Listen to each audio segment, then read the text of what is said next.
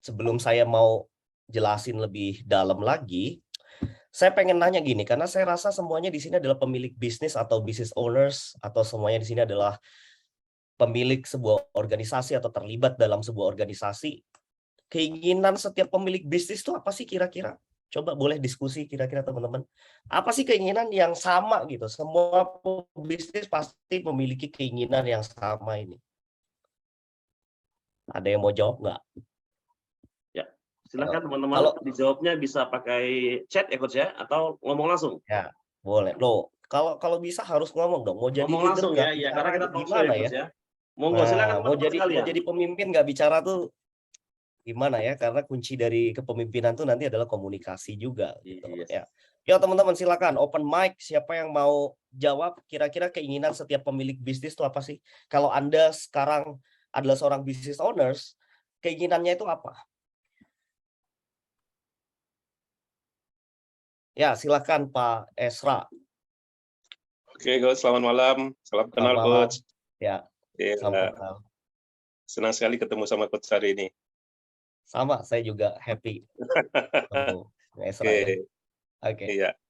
Oke, Coach, ini tadi ada pertanyaannya, apa keinginan setiap pemilik bisnis ya? Ya, Ya, pasti tentunya ketika kita sebagai seorang owner, tujuan dari goals-nya itu harus tercapai. oke. Goal-nya kira-kira apa ya Pak Esra? Goals-nya kan biasanya di awal kita sudah tetapin tuh visi misinya gitu ya. Nah, Oke. kalau misinya sudah kita tentuin, tentu ada target yang harus kita capai. Misal kalau dia berupa profit, ya harus profitnya berapa. Kalau dia Oke. distribusi, distribusinya sampai di mana. Seperti itu Oke. kira-kira, Coach. Oke, tujuan profit, distribusi, dilakukan semua kegiatan bisnis itu tujuannya untuk apa ya? Akhirnya ya. Ya, akhirnya kalau misalnya pasti laba kan, kalau dia perusahaannya Baik, profit oriented. baik. Laba ya. Jadi nanti dari laba itu harapannya bisa menghasilkan bisnis yang apa? Sustainable pastinya. Baik, sustainable. Bisnis yang sustainable itu berarti bisnisnya bisa jalan sendiri atau masih terus ada Autopilot. ownernya kira-kira Pak Isra? Autopilot, that's it Pak Isra. Autopilot. Thank you so much. Thank you so much Pak Isra sudah mewakili jawabannya ya. Jadi Bapak Ibu Yep. semuanya, ternyata keinginan setiap pemilik bisnis itu sama. Mimpinya autopilot. Ya, ini mimpinya gitu. Keinginannya. Tapi untuk menuju ke autopilot ini, ternyata ya, waduh, luar biasa banget tantangannya. Makanya autopilot itu bagaikan sebuah mimpi. Banyak pengusaha tuh bertahun-tahun nggak bisa autopilot. Bahkan menurut buku judulnya The A-Myth, karangan Michael Gerber, di survei dari 1 juta UMKM ya, 1 juta UKM dihasilkan data bahwa 40% bisnis itu pasti jatuh di tahun kedua Bapak Ibu. Bayangin coba. 80% jatuh di tahun kelima, 96% jatuh di tahun ke-10, dan cuma 4% yang bertahan. Kenapa kira-kira? Gimana cara ngatasinya? Nah, tentu Anda nggak pengen dong jadi bisnis yang jatuh di tahun kedua gitu, dimasuk dalam 40% atau masuk dalam 96%, nggak berumur 10 tahun udah lenyap, udah hilang gitu ya, harus bikin baru lagi dan lagi. Oke? Jadi menurut Michael Gerber, jawabannya adalah karena si pemilik bisnis itu tidak bisa melakukan transisi, Bapak Ibu. Jadi batas waktu Anda sebenarnya membangun bisnis itu cuma 9 tahun.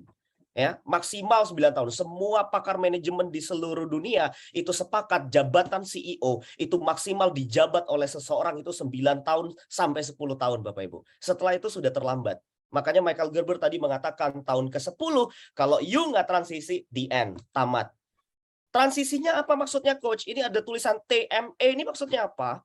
T itu adalah teknisi, M itu adalah manager, E itu adalah entrepreneur. Oke? Jadi bukan berarti kita semua terjun di dunia bisnis, kita itu sudah sebagai seorang entrepreneur. Belum tentu Bapak Ibu. Banyak sampai sekarang sudah bertahun-tahun jalanin bisnisnya, dia bukan seorang entrepreneur, tapi dia masih seorang teknisi. Tahun pertama memang seorang pebisnis itu menjadi seorang teknisi. Kenapa? Karena rata-rata orang itu menjalankan bisnis ya memang karena apapun dari keahlian dia. Dia jagonya masak, ya udah dia mulai bisnisnya dengan bikin restoran dan dia pun memasak gitu. Nah, biasanya persentasenya teknisnya 20%, manajerialnya 20%, entrepreneurnya cuma 10%.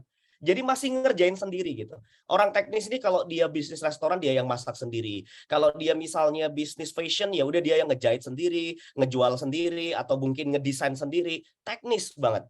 Oke. Nah, manajernya cuma 20% karena belum ada karyawan atau timnya masih sedikit. Dan entrepreneurnya 10%. Nggak ada mikirin strategis, mikirin rencana, mikirin bisnis model, mikirin manajemen resiko. Nggak sempet Bapak Ibu. Ya. Nah, harusnya bisnis yang sehat, kata Michael Gerber, di tahun ketiga itu sudah autopilot, sudah jadi entrepreneur, sudah jadi pengusaha.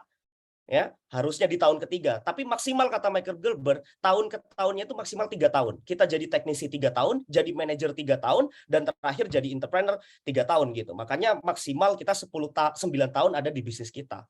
Nah, tahun kedua, nah ini biasanya manajer, dia sudah jadi manajer, di mana teknisnya cuma 20%, harusnya begitu. 50% manajer dan 30% entrepreneur. Manajer itu berarti sekarang sudah fokusnya ke organizing, menata tim, menata SDM-nya, ya, memimpin timnya. Jadi teknisnya tuh sudah mulai berkurang. Ya, 30%-nya itu udah mulai mengarah ke entrepreneur nih. Dan yang terakhir, itu entrepreneur, teknisnya 0% Bapak Ibu. Jadi udah nggak perlu masak sendiri, udah nggak perlu ngejahit sendiri, udah nggak perlu ngelakuin semuanya sendiri, nol teknisnya. Dan 20% itu manajerial, masih ngurusin orang, dan 80% itu mikirin strategis, mikirin gimana bisnisnya menghasilkan peluang baru lagi ke depannya Bapak Ibu. Ya. Nah, seorang teknisi itu selalu bangga, nggak ada orang yang masakannya lebih enak dari saya. Nah, kalau Anda masih sampai sekarang seperti itu, Anda masih seorang teknisi. Nggak ada orang yang desain bajunya lebih keren dari saya. Nggak ada orang yang bisa jualan lebih hebat dari saya. Bangga banget gitu, dia ngelakuin pekerjaan teknis itu. Lalu kemudian, kalau seorang manajer apa? Dia bangga bisa melakukan pekerjaan itu melalui tenaga orang lain. Wah, terima kasih ya, kamu bisa melakukan ini dengan bagus sekali, saya bangga sama kamu. Nah, itu seorang manajer. Seorang entrepreneur adalah dia orang yang datang, ketemu, menatap wajah manajernya. Saya mau tahun ini omsetnya 10 miliar. Bagaimanapun caranya terserah kalian. Silakan kalian pikirkan sendiri. Yang penting tahun ini kita capai 10 miliar. That's entrepreneur gitu. Jadi bahkan seorang entrepreneur tuh nggak ngerti bahwa di perusahaannya itu ada masalah. Karena masalah itu sudah selesai sebelum dia tahu ada masalah. That's entrepreneur gitu. Nah, apa yang menghambat? Nah, ini dia nih. Leadership Bapak Ibu. Leadership. Ya, kepemimpinannya. Ya, saya itu sudah ratusan klien ya. Saya bertemu dengan ratusan klien. Aneka ragam. Pasti fail-nya di leadership Bapak Ibu. Yang membedakan yang sukses dengan yang gagal itu di leadership. Kenapa saya bilang leadership? Leadership ini, kalau Anda mau autopilot, pertama Bapak Ibu, yang harus Anda lakukan adalah mendelegasikan tugas. Hal-hal teknis yang Anda kerjakan itu, tolong didelegasikan. Jadi yang biasanya Anda masak sendiri, ya sekarang didelegasikan. Yang sekarang Anda jualan, itu didelegasikan. Gampang nggak delegasiin tugas? Yes, sebagian orang gampang. Rekrut karyawan yang pintar, yang bagus, udah setelah itu wakilkan ke dia dikerjakan. Tapi belum tentu dia bisa mendelegasikan level yang berikutnya. Apa level berikutnya? Mendelegasikan tanggung jawab, Bapak Ibu. Nah ini dia. Delegasi tanggung jawab. Gitu ya. Delegasi tanggung jawab. Lupa delegasi tanggung jawab nih Coach Habibie biasanya. Ya benar. Tugas Orang pinter kan? kadang nggak tahu apa itu tugas atau tanggung jawab ya. Nggak tahu Delegasi dengan bedanya. tanggung jawab itu beda gitu ya. Nggak ada Wewenang lagi Coach bedanya. ya. Nah, level ketiga nih Coach Habibie, delegasikan wewenang. Wewenang, nah iya. Udah selesai, Pak. Nah, yang Benar. dimaksud autopilot itu ketika seorang pemimpin bisa mendelegasikan ketiganya ini, khususnya tanggung jawab dan wewenang. Kalau Anda cuma bisa mendelegasikan tugas, jangan mimpi bisa autopilot, Bapak Ibu. Karena Anda tetap harus dibangunin tidurnya. Karena karyawan Anda masih telepon Anda, Pak, gini boleh nggak? Pak, ngelakuin ini boleh nggak? Pak, ini anggarannya berapa? Bullshit autopilotnya. Ya. Nah, sekarang saya mau tanya nih, kira-kira ya, apa bedanya tugas, tanggung jawab, dan wewenang? Iya. Ya, monggo teman-teman sekalian. Silakan yang bisa menjawab ya, kira-kira apa sih beda tugas tanggung jawab dengan wewenang? Ayo, Karena apa ini berhubungan bedanya dengan tugas, job desk ya, tanggung Coach jawab? ya. Job desk ya kan, membuat dalam sebuah bisnis, apa tuh delegasi tugasnya, tanggung jawabnya, Bayangin wewenangnya. coba. Kadang disamain semua gitu. Oke, Monggo. silakan. Bang Bambang. Bambang lagi ya, Masya Allah. Coach, izin Coach, kalau tanggung jawab itu Coach, dia lebih ke apa namanya? Kalau dia nggak ngerjakan, dia kena punishment. Jadi kalau Oke. kalau pemenang dia lebih ke mengambil keputusan Coach. Oke, nice. Ada yang mau jawab lagi, teman-teman? Terima kasih ya, Mas Bambang ya. Nah, saya punya kebiasaan Bapak Ibu buat teman-teman kita yang sudah berapresiasi, tolong angkat tangan kanannya Bapak Ibu semuanya.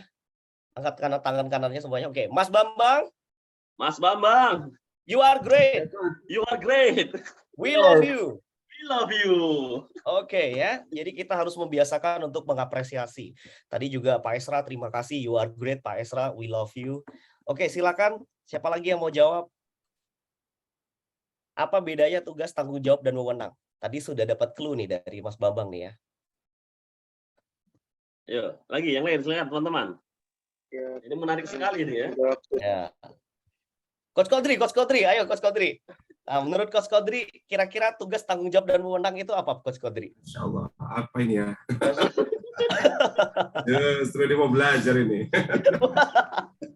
Nah, justru ini belajarnya kita diskusi nih, Coach Kodri. Iya. Iya, belajar itu justru mencari sebuah kesalahan. Kalau gitu saya jawabnya salah, nggak malu saya. Nah, harus salah. Karena yang mau dicari yang salah ini ya kan, yang dibenerin gitu. Tugas, tanggung jawab, dan wewenang gitu. Ya. Kalau tugas itu ya apa namanya? Dia bersifat teknikal ya, sesuatu yang diberikan dari atas kepada bawahannya untuk dilaksanakan. Sedangkan tanggung jawab itu dia levelnya lebih tinggi karena dia yang akan apa namanya? Dia ya keberhasilan tugas tadi itu dilaksanakan itu baik atau tidaknya itu nanti menjadi bebannya dia tuh, tanggung jawabnya dia, bukan si pelaksana malahan. Sedangkan wewenang ini terkait dengan kebijakan. Nah, kebijakan yang dia akan memberikan tanggung jawab ini kepada siapa. Nah, jadi biasanya kalau delegasi itu mungkin mendelegasikan wewenang itu mungkin berada di level yang leadership yang lebih tinggi lagi. Mudah-mudahan salah. Kalau salah saya dapat.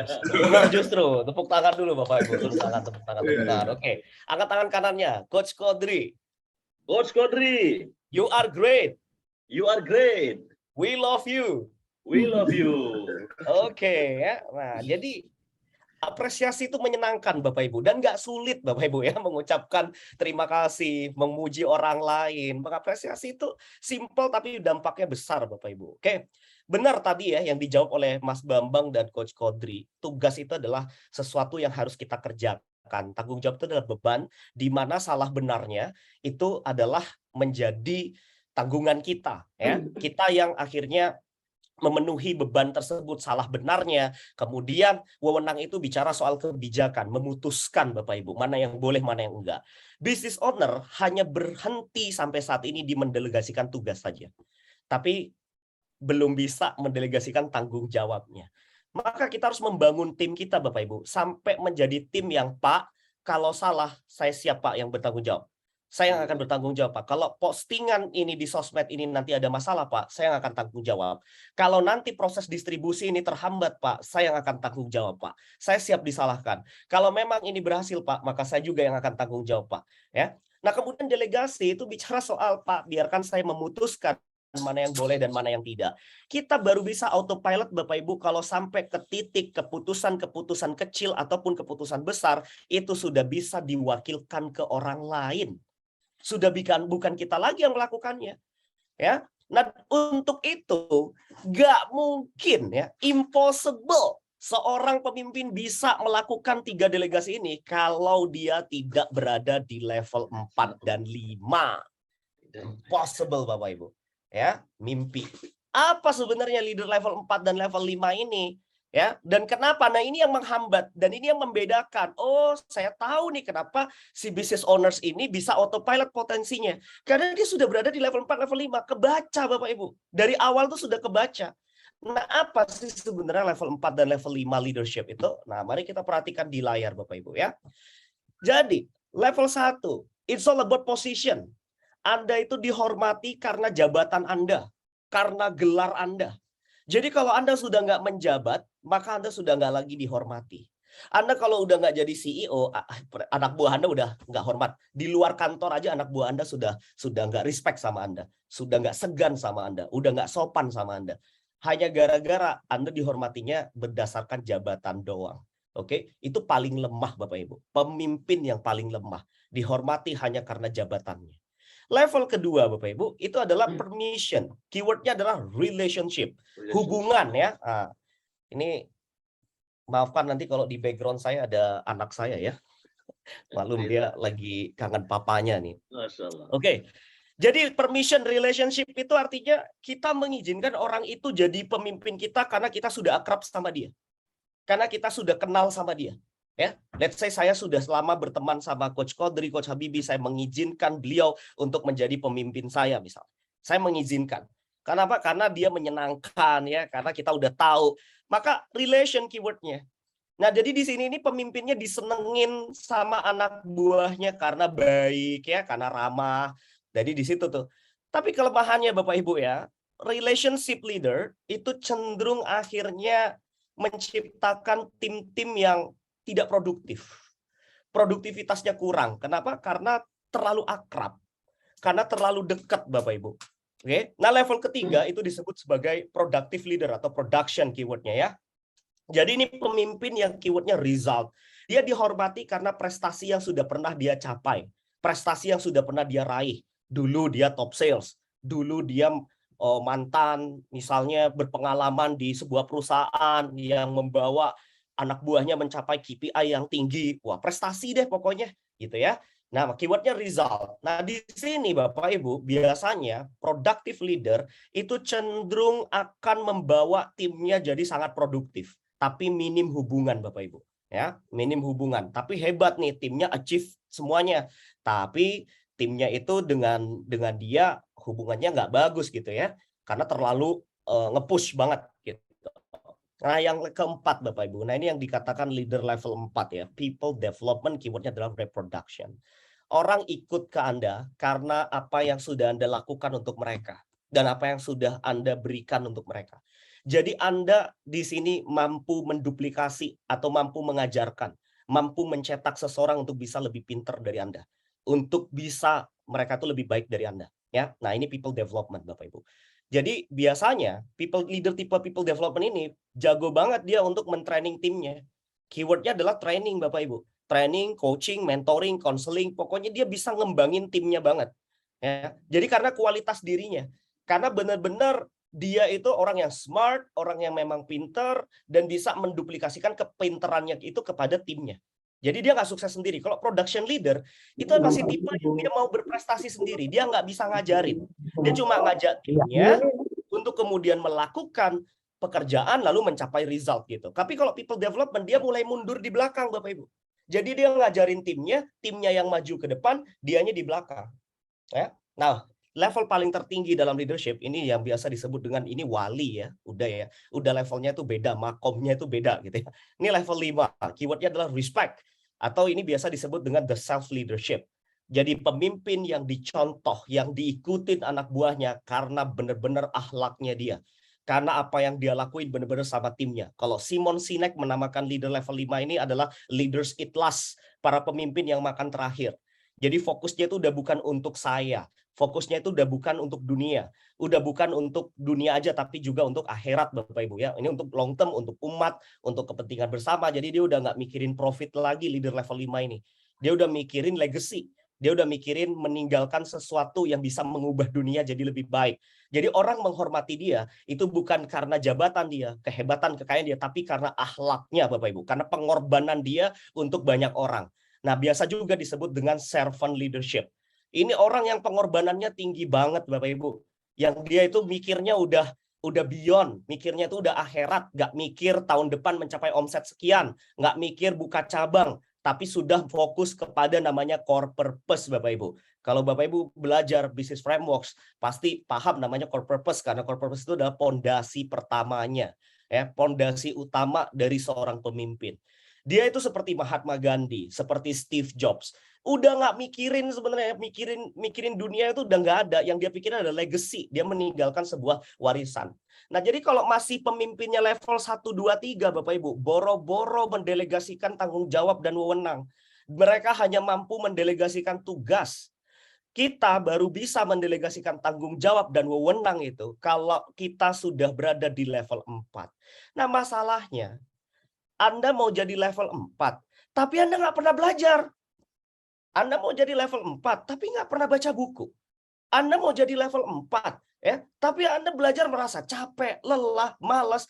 Gimana Anda bisa ngedevelop orang kalau diri Anda sendiri nggak mau berkembang? Yes. Gimana Anda mau dicontoh sama orang kalau Anda sendiri nggak bisa jadi contoh, Bapak Ibu? Oke? Nah, that's why. Makanya kita memang nggak apa-apa kita masih di level 1, level 2, level 3. Tapi kita harus go on ke level 4, level 5. Jembatannya apa? Ilmu jembatannya, Bapak Ibu. Ilmu jembatannya. Ya. Maka kepemimpinan itu, ya, ternyata kalau buruk, Bapak Ibu, itu trust-nya turun, Bapak Ibu, tim itu. Jadi kepemimpinan itu erat kaitannya sama trust. Nah, sekarang bayangin kalau anak buah Anda, tim Anda nggak percaya sama Anda. Coba deh, mereka kalau nggak percaya sama Anda, waktu mereka mengerjakan sesuatu pasti molor. Ya, waktunya pasti molor, waktunya pasti lambat, cost-nya pasti tinggi. Ya, biayanya pasti naik, Bapak Ibu. Sebaliknya, pemimpin yang hebat, Bapak Ibu, dia mampu membangun trust. Jadi kunci dari kepemimpinan itu kepercayaan. Anda dipercaya sama tim Anda. Nah, itu level 4 sama level 5. Anda dipercaya. Nah, sekarang yang jadi pertanyaan, Anda pengen tim Anda percaya sama Anda sebagai pemimpin. Anda sudah percaya belum sama tim Anda? Banyak di antara Anda nggak percaya sama tim Anda. Makanya kenapa sampai sekarang delegasinya cuma berhenti di tugas. Kenapa? Takut ditipu, takut nanti buka bisnis baru. Levelnya masih duniawi. Ya. Gimana orang bisa terinspirasi kalau Anda sendiri mendelegasikan aja khawatir, aduh janganlah. Nanti dia akhirnya keluar, nanti dia pinter. Kita takut, kita sendiri nggak percaya sama tim kita. Gimana rasanya Bapak Ibu? Kalau Anda sama orang, dan orang itu nggak percaya sama Anda, curiga sama Anda nyaman nggak? Anda percaya juga nggak sama dia? Nggak mungkin. Nggak mungkin. That's why Bapak Ibu, ada sebuah cerita menarik. Suatu hari ada seorang perwira tinggi di Amerika waktu perang di Afghanistan, sibuk ngumpulin mayat-mayat anak buahnya. Dia padahal udah mau dijemput tim rescue. Dia masih sibuk ngejar anak buahnya. Padahal peluru itu udah terbang kanan kiri, kanan kiri, kanan kiri. Tapi dia masih mau nyelamatin timnya. Ya, tim rescue itu marah-marah. Sir, ya, you have to go. Kamu harus berangkat. Ayo naik ke helikopter. Enggak, I have to save the others, kata dia. Sampai dia disidang sama militer ya, karena dia tuh benar-benar orang yang tokoh penting banget Bapak Ibu. Kalau dia nggak ada itu, waduh, strategik di militer Amerika itu bisa kacau. Akhirnya ditanya gitu, kenapa kamu ngelakuin ini? Jawabannya apa? Because I trust them. Saya percaya mereka. Kalau suatu saat nanti saya di posisi mereka, mereka akan melakukan hal yang sama kepada saya. Itu kata dia. Terus dijawab lagi, tapi kan belum tentu. Bisa aja timmu berkhianat. Ya, that's why I put trust first. That's why they call me a leader. Ya, itulah sebabnya saya meletakkan kepercayaan pertama. Saya yang ngajarin kepercayaan itu. Makanya disitulah mereka menyebut saya sebagai pemimpin. Kalau saya sebagai pemimpin tidak bisa memberikan kepercayaan pertama kali, apanya yang bisa membuat saya sebagai pemimpin? Apa yang bisa membuat saya disebut sebagai pemimpin? Leader itu pertama kali meletakkan kepercayaan. Nggak peduli mau dihianatin, Bapak Ibu. Nah, sekarang Anda taunya dari mana? Orang itu nanti bakal amanah atau enggak kalau enggak dicoba. Dan kalaupun misalnya ketika dicoba Anda berikan kepercayaan dia berkhianat, ya sudah sampai disitulah Anda tahu level dia. Ya, Anda mau pakai assessment, silakan cari assessment yang paling ampuh, paling efektif. Nggak ada yang 100% bisa gambarin orang apakah orang itu amanah atau enggak. Amanah itu diajarin. Diajarin itu sama dengan bapak ngajarin anak berenang. Kalau nggak dilepasin di air, ya nggak mungkin berenang-berenang anak itu. We put trust first. Kita naruh kepercayaan itu pertama. Baru tim bisa percaya. Kalau tim percaya sama kita, mereka itu ngerjainnya lebih cepat, Bapak Ibu. Ya, nggak ada gap lagi dan cost-nya jadi turun. Cost-nya jadi turun. Gitu kira-kira Coach Habibie ya. Oh iya. Kita ngomongin soal trust dulu nih. Dalam banget ya. Oke, luar biasa. Mau dilanjut, Coach? Nah, ayo, ada pertanyaan, ada sharing nggak nih? Teman-teman ada yang sampai sini masih, wah ini koknya tadi Mak Jelep kena banget gitu. Coach gimana kok Lagi ketampar-tampar nih coach. tampar nih. Saya perhatikan wajah-wajah peserta itu pada Iya. gitu ya. Ya, kenapa susah Coach Habibie naruh kepercayaan itu? Karena belum Iya, kenapa, lepas Coach? dengan Gimana nih, dunia Coach? Coach Habibie, belum lepas dengan sebuah legacy, belum lepas dengan artinya wah ini saya. Jadi mereka itu masih mencari pujian, masih mencari panggung, masih mencari cuan, sehingga akhirnya mereka tuh nggak siap dengan posisi rugi, posisi yang lebih beyond lagi. Makanya akhirnya muncullah sebuah quotes. Oke. Jadi orang, Bapak Ibu, yang sampai saat ini tidak membangun tim hanya karena takut kehilangan omset, maka sebenarnya dia sudah kehilangan peluang, Bapak Ibu. Jadi pilihannya sekarang kita mau takut kehilangan uang atau peluang. Oke. Jadi banyak orang itu nggak mau percaya karena takut rugi. Kenapa takut rugi? Karena dia belum levelnya nyampe ke level 5. Level 5 itu mikirnya udah meninggalkan legacy, meninggalkan warisan yang baik, udah mikir akhirat. Udah nggak mikir rugi lagi. Karena apa, sudah niatnya itu tulus ngebantu orang. Walaupun lu mau nusuk gue, lu jelek-jelekin gue, silahkan. Ya, silahkan Bapak Ibu. Kayak gitu. Makanya public speaking juga kenapa banyak orang grogi ngomong di depan panggung. Ya, rahasianya satu. Karena mereka sudah berharap timbal balik. Padahal public speaking itu memberi, giving. Namanya giving ya nggak masalah. Mau diterima atau enggak ya niat saya memberi. Tapi kalau sudah orientasinya di awal menerima, taking, dapat tepuk tangan, dapat ini, makanya dia grogi. Ya. Benar, Coach. Pengalaman saya pribadi juga begitu pertama dulu ya. Kuncinya itu jadi orang apa adanya. Bahagia aja Orang gitu apa ya, Coach adanya ya. nggak takut kehilangan. Yes. Nggak takut kehilangan. Saya dengan mudahnya mengcopy file. Orang peserta sering, Coach boleh minta filenya. Kenapa? Saya nggak pernah takut kehilangan ilmu saya, Pak Bu. Yes. Ilmu saya diberikan sama Allah, saya juga dapat dari banyak orang. Ya apa alasan saya untuk nggak ngasih ilmu gitu? Jadi nggak melulu Bapak Ibu. Saya sampai sekarang malah event di organisasi saya lebih banyak event sosialnya, event berbaginya gitu. Ya, maka tadi Coach Habibie chat saya, Mak, Coach ini yang dibagiin mau daging gitu. Ya kenapa kita harus bagiin bangkai? Iya. Tepat sekali. Dan ini nyambung juga tadi ya, bagaimana kita rela berbagi, kembali kepada business owner mentality-nya juga ya, Coach ya. Business mentality. Core purpose-nya dulu nih. Core purpose, kalau core purpose-nya.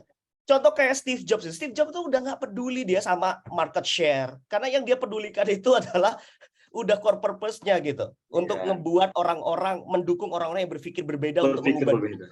Iya. Nike. Foundernya itu udah nggak peduli. Apa? Honors the athlete. Udah itu yang dia peduliin. Ya. Maka Bapak Ibu, tingkat kepercayaan itu akhirnya mempengaruhi gaya dan cara memimpin seseorang. Tim kita itu coba amatin sekarang. Ya, apakah tim kita itu sudah seperti ini? Kita belum minta apa-apa, ya, timnya udah ngerjain.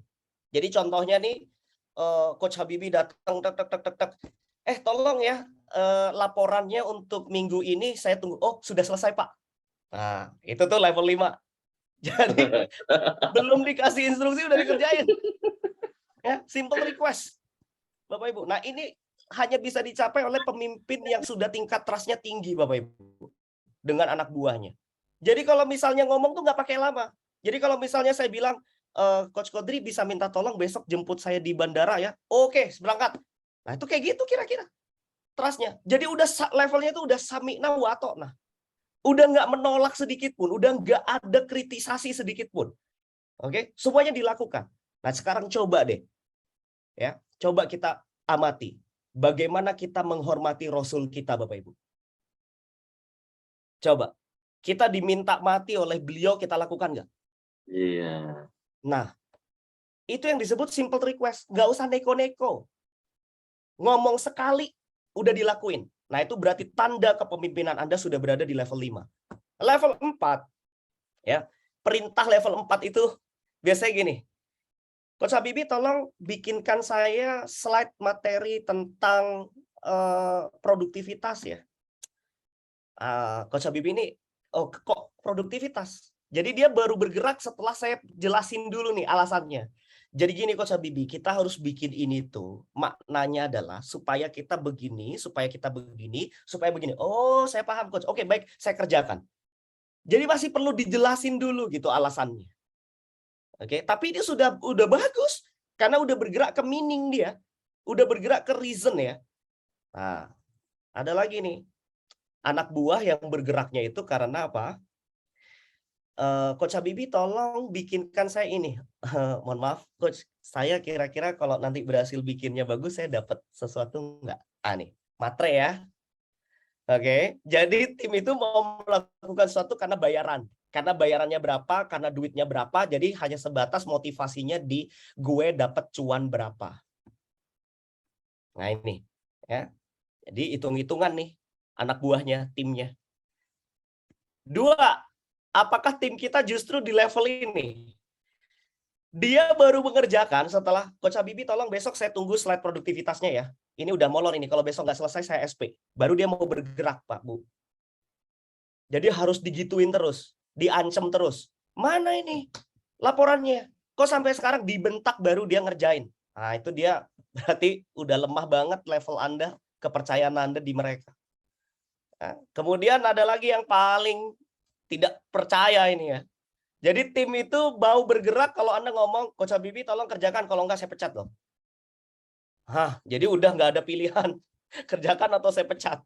Itu udah nggak bisa dipertahanin. Ya. Nah sekarang gimana nih? Tim Anda ke Anda. Apakah Anda simple request, they do everything? Apakah harus dijelasin dulu, walaupun dengan penjelasan sederhana? Apakah harus diiming-imingi dulu? Harus ada duitnya dulu, harus tahu dulu gajinya berapa, insentifnya berapa, atau harus diancam dulu, dibentak-bentak dulu, dimarah-marahin dulu, atau bahkan harus di pilihan pecat atau di forcing baru bergerak. Ayo. Nah, pasti kita punya tim yang kayak begitu dan itu beda-beda tiap orang, beda-beda. Ya. Begitu juga kita hubungannya dengan kalau Bapak Ibu sebagai seorang guru atau Bapak Ibu sebagai seorang coach ya kepada kliennya. Ada klien itu yang kita nggak pakai ngomong banyak, dia action. Sekali ngomong action gitu. Kenapa? Berarti trust-nya udah di level 5 Bapak Ibu ya. Udah di simple request. Gitu. Ya. Dan ini bisa diaplikasikan bukan hanya di bisnis ya Coach ya. Bukan.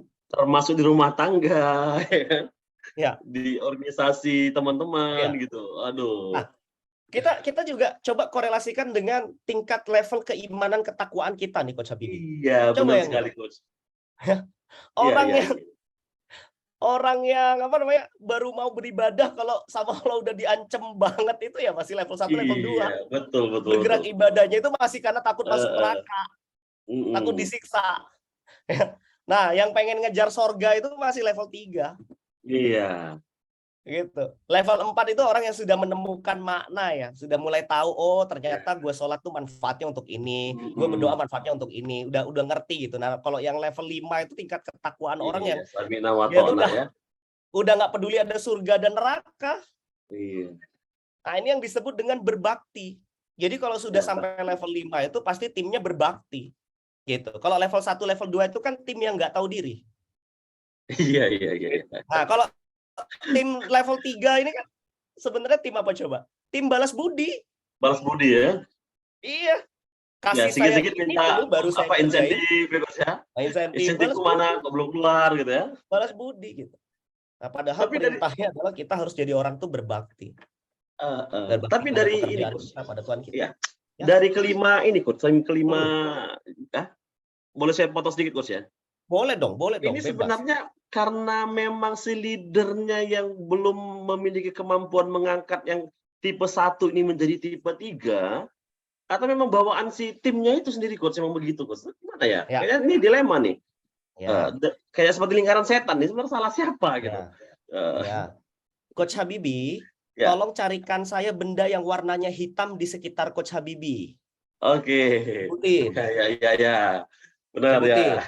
Coba yang lain, jangan aja Coach, yang lain Coach. Peserta lain. Ya, ini topi, laptop apa gitu. Lain. Tapi lupa bola matanya warnanya hitam. Iya. Nah, sama manusia ini memang lebih enak kalau nyalahin orang lain. Pokoknya yang lain saya, aku nggak salah, aku benar. Ya. Makanya kalau kita bicara tadi, itu yang salah itu gampang, anak buah pokoknya yang salah. Sementara pemimpin yang hebat itu dia tidak pernah menyalahkan siapapun kecuali dirinya. Oke. Jadi kalau ada sesuatu yang gagal, maka dia katakan ini tanggung jawab saya. Ini yang salah, saya yang bertanggung jawab. Tapi kalau ada sebuah keberhasilan, dia nggak pernah ngomong itu karena dia. Tapi dia akan ngomong bahwa ini semua karena tim saya. Ini semua karena kalian. Yes. Ya. Dahsyat, Jadi nggak ada benar. hubungannya sama pihak timnya. Itu kendalinya di leadernya. Dianya yang nggak mau berubah. Dianya yang nggak mau berubah. Dianya nggak mau growth. Ya, padahal apa? Syarat untuk jadi level 4 namanya juga people development, ngembangin orang. Ya. Kita mau ngembangin orang, kita sendiri nggak bisa ngembangin diri kita sendiri. Kita nge-push diri kita baca buku 2 halaman aja ngantuk. Kita nge-push ngeluarin uang dari rekening kita untuk beli buku, untuk investasi leher ke atas aja mikir. Lebih nggak mikir kalau kita misalnya ngebeli sesuatu yang untuk senang-senang gitu. Nah, kita nggak bisa jadi level 4 kalau kita masih belum berani untuk nge-develop diri kita sendiri, Coach Habibie ya. Karena leader itu, tolong catat baik-baik, bukan hanya memampukan tapi juga memaukan. Jadi leader itu memampukan dan memaukan. Ya, membangun kemampuan dan membangun kemauan, Bapak Ibu. Itu fungsi seorang leader kepada timnya. Jadi leader itu harus pertama membuat kemauan dulu, buat timnya itu mau, buat timnya itu pede, buat timnya itu komitmen. Yes, gue mau kerja di sini serius, gue mau ngelakuin ini, gue bisa ngelakuin ini, gue sanggup ngelakuin ini. Gimana cara lu ngebuat tim lu bisa berbuat seperti itu? Ya lu harus taruh kepercayaan ke dia, kamu harus dorong dia, kamu harus apresiasi dia, kamu harus benar-benar membangunkan kepercayaan dirinya. Baru mampu. Tapi jangan cuma mau doang, harus mampu juga. Nah, ini yang disebut tim kita akhirnya independen, mandiri, bahkan sampai menjadi seorang simple request. Kenapa gampang? Karena dia mau dan dia mampu ngelakuin itu. Emang Coach Habibie sekarang kalau saya minta Coach Habibie ngelakuin sesuatu yang Coach Habibie nggak mau dan nggak mampu, bisa langsung action? Enggak. That's why. Yang ngebuat kenapa mereka nggak bisa action, karena mereka nggak punya kemauan dan kemampuan. Nggak ada kemauan sama kemampuannya. Dan ini nggak dibangun sama leadernya. Ya, tugas leader itu 2 poin. Kemauan dan kemampuan. Bukan cuma bangun kemampuan doang. Bukan cuma bangun kemauan doang. Itu harus satu paket.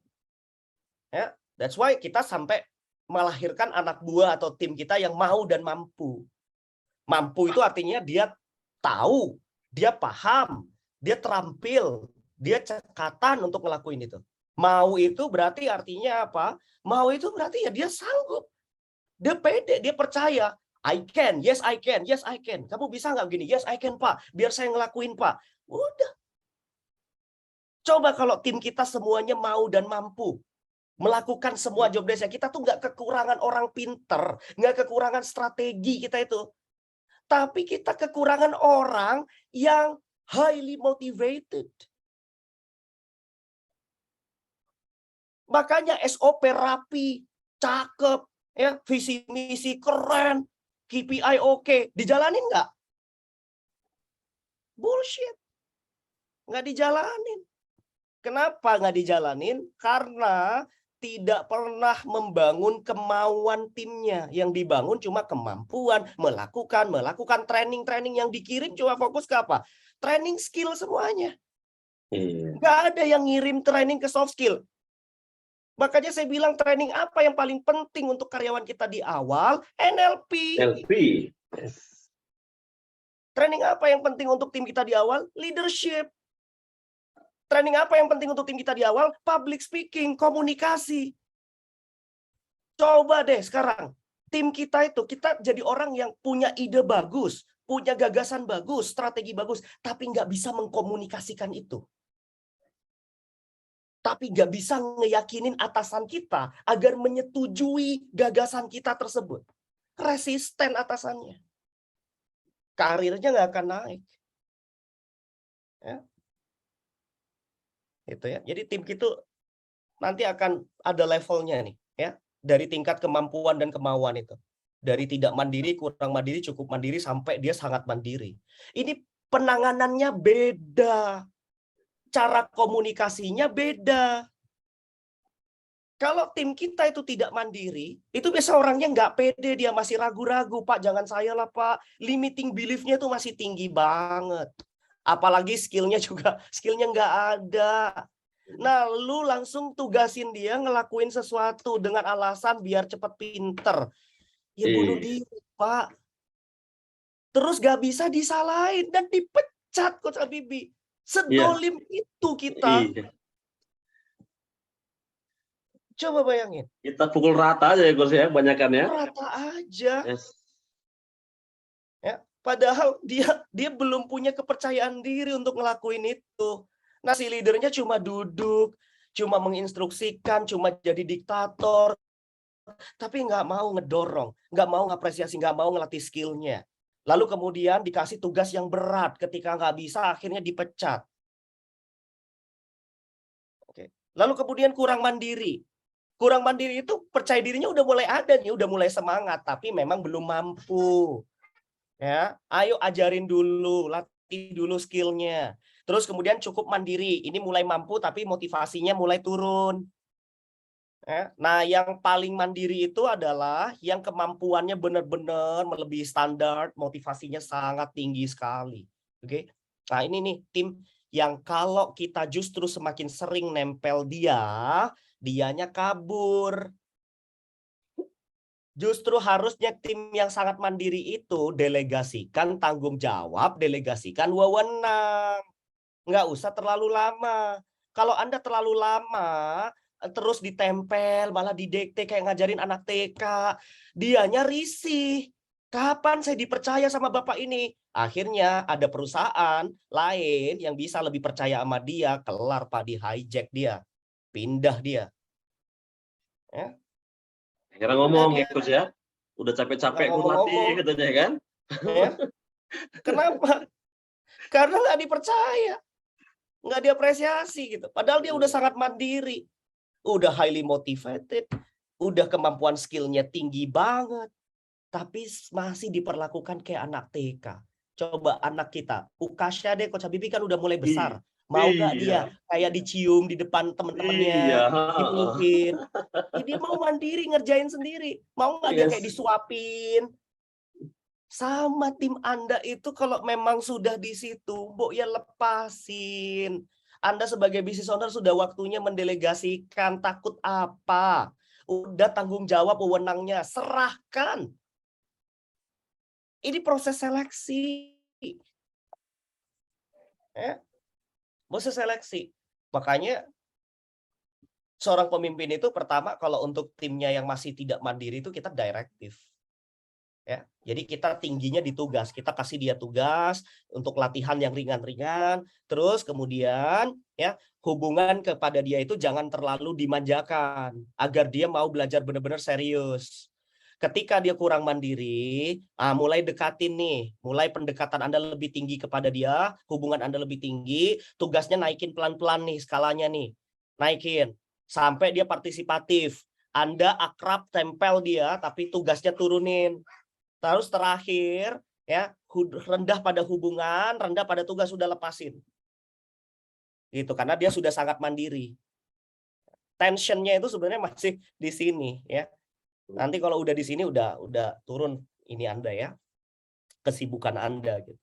Udah mulai bisa autopilot di sini. Oke? Ini harus paham betul Bapak Ibu ya, pola komunikasinya pun juga ya. Sini. Nah, ini saya coba ya. Jadi di sini silakan dibaca Bapak Ibu di layar. Saya pengen Anda menebak gitu ya. Mana pemimpin level 1, mana pemimpin level 2, mana pemimpin level 3 ya. Lalu kemudian manakah adakah di sini pemimpin level 4 atau level 5? Coba. Siapa yang mau jawab kira-kira?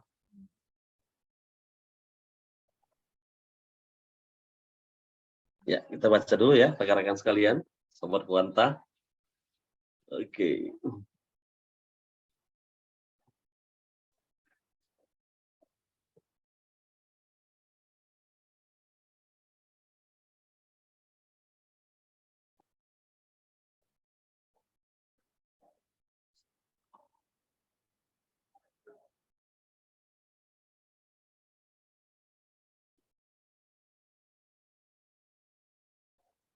Kira-kira kelompok berapakah yang level kepercayaannya sudah mulai tinggi?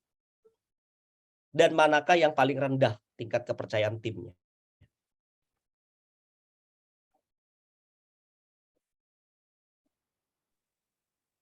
Di kelompok kedua. Siapa jawab? Yang Di, jawab? di kelompok kedua, Coach. Kayaknya.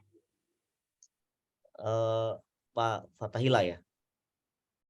Kelompok ketiga, Coach. Ya, kelompok berapa?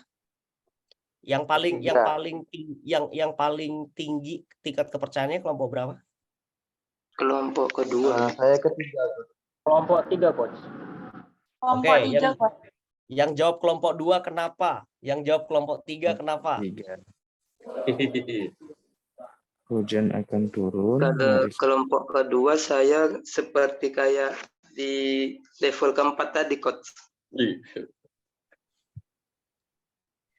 Oke. Kalau kelompok 3? Kalau di kelompok 3, Coach, di situ ada reward di sana. Oke. Berarti tingkat kepercayaan timnya yang paling tinggi sebenarnya kelompok berapa nih? Kelompok 2. Iya, betul sekali. Jadi leader yang paling baik di sini adalah leader kelompok 2. Kenapa Bapak Ibu? Kenapa? Karena dia cukup reasoning aja. Ya, dia nggak perlu kasih reward, dia nggak perlu kasih tahu dapat apa timnya untuk bergerak. Dia nggak perlu maksa sampai marah-marah ya untuk membuat timnya itu bergerak. Oke, jadi kalau misalnya pola komunikasi kita masih seperti di pemimpin kelompok 1, itu berarti hati-hati, tingkat trust Anda sangat rendah bagi tim Anda. Nah, bagi Anda yang sekarang itu ternyata Anda menjelaskan dengan sangat sederhana, oke, kamu harus ngelakuin ini, kenapa? Supaya nanti kita begini. Nah, itu Anda sebenarnya sudah bagus. Ya. Nah, tapi kalau Anda sekarang ngerjain untuk meminta tim bekerja harus tahu dulu dapat apa, nah itu juga hati-hati, Anda masih dalam tahap yang rendah. Oke, bargaining position Anda sebagai leader masih sangat lemah sekali karena orang masih hitung-hitungan sama Anda untuk melakukan sesuatu. Ya. Bapak Ibu, makanya saya bilang kalau kita bicara organisasi sukses, banyak yang hanya berfokus itu di strategi, sistem, dan struktur. Padahal perannya cuma 20%. Tapi mengabaikan yang 80%, yaitu spirituality and psychology-nya. Dia lupa mencontohkan perilaku, membentuk tatanan perilaku, panduan perilaku, kebiasaan-kebiasaan, nilai-nilai, keyakinan-keyakinan. Ini siapa yang nyontoin kira-kira? Kita. Coba kalau kita sendiri nggak yakin sama kemampuan kita nggak yakin sama organisasi kita, gimana tim Anda bisa yakin? Coba kalau Anda punya perilaku, yang mana perilaku Anda itu ternyata dicontoh sama tim Anda. Perilaku Anda datang terlambat. Perilaku Anda ngerokok di depan tim. Perilaku Anda ternyata duduknya dengan pola gaya bahasa tubuh yang nggak santun.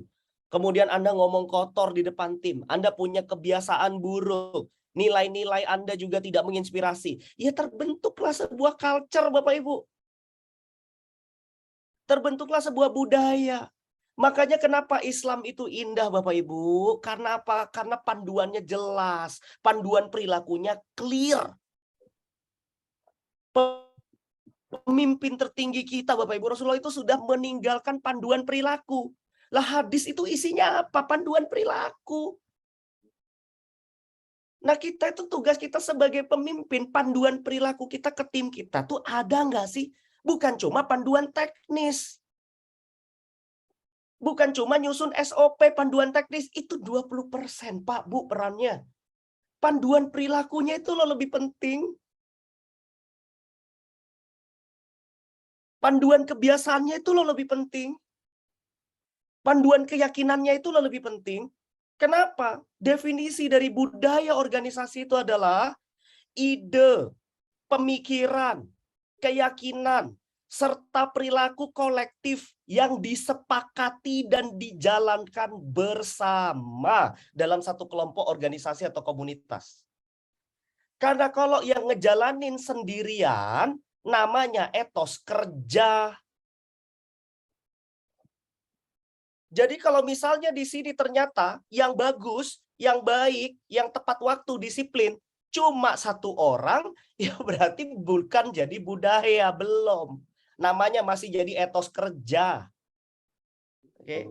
Dikatakan jadi budaya itu adalah ketika semua ide, pemikiran, keyakinan, perilaku disepakati, dijalanin bersama. That's why kita nggak mungkin jadi leader level 1, Bapak Ibu. Nggak mungkin jadi satu arah kita itu ke tim kita. Kalau visi yang cuma nentuin kita sendiri, misi kita sendiri, semuanya kita sendiri yang nentuin. Dari mana disebut budaya? Orang belum disepakati. Jadi nggak bisa kita ujuk-ujuk bawa ke tim kita, nih kita harus ke sini, nih kita harus ngelakuin ini. Mereka sepakat nggak? Kalau mau membentuk budaya itu kesepakatan, Bapak Ibu.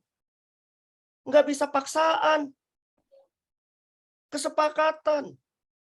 Ya, sama dengan kita menjalankan agama kita. Agama ini paksaan nggak sih? Nggak ada kesepakatan. Kita sepakat untuk satu ide, satu keyakinan, satu perilaku disepakati. Jadilah budaya. Nah sekarang kalau misalnya Anda cuma satu arah sifatnya, Anda nggak pernah discuss dengan tim Anda nggak pernah libatin tim Anda, ya Anda bagus sendiri, Anda tidak sedang membangun budaya organisasi. Oke. That's why, kalau kita tidak membentuk budaya, maka budaya yang akan membentuk kita. Pilihannya mana? Kita yang membentuk panduan keyakinannya, membentuk panduan perilakunya, kita yang mengajak tim kita untuk mensepakati, atau biarin aja tim kita yang malah membentuk kita. Atau kita biarin aja orang lain membentuk kita. Bapak Ibu, simpelnya, individu itu akan berinteraksi dengan kelompok. Nah sekarang, kalau individu yang berkumpul ke sini etos kerjanya buruk, perilakunya buruk, keyakinannya buruk, kebiasaannya buruk, berkumpul dengan orang-orang yang sama, selesai budayanya, Pak. Anda masuk ke situ, walaupun Anda bagus, Anda bisa lenyap. Makanya kalau kita mau ngebentuk satu kelompok yang positif, kelompok yang bagus, kelompok yang baik, yang dibentuk individu-individunya dulu, perorangannya dulu. That's why kita bentuk mereka. Makanya saya bilang NLP is the most important things untuk dipelajarin bagi karyawan. Kalau nggak bisa membentuk sebuah individu yang akhirnya create the culture. Nggak bisa. Spirituality dulu, rekrut by attitude, not by skill. Rekrut berdasarkan akhlaknya, perilakunya, bukan skillnya. Skill gampang dilatih, tapi akhlak, perilaku itu susah dibentuknya, Bapak Ibu. Makanya Jim Collins juga mengatakan, who first, then what. Orangnya dulu, baru apanya. Bukan bikin apanya dulu, baru cari orangnya. Tapi orangnya dulu, baru tentuin apanya. Kita mau kemana sama orang itu. Apa kata Peter Drucker? We not build a business. We build a people, then people build the business. Sederhana, we build a people. Kita nggak bangun bisnis. Bisnis yang hebat itu cuma dua. Bangun orang sama bangun brand. Bangun orang. Nah kita mau ngebangun orang. Kitanya sendiri belum bangun. Woi, bangun, woi. Ya. Mau bangun orang. Kita sendiri 5 waktunya aja bolong. Mau bangun orang, kita sendiri ke kantor aja telat-telat. Mau bangun orang, ikut workshop Zoom gratisan aja exit.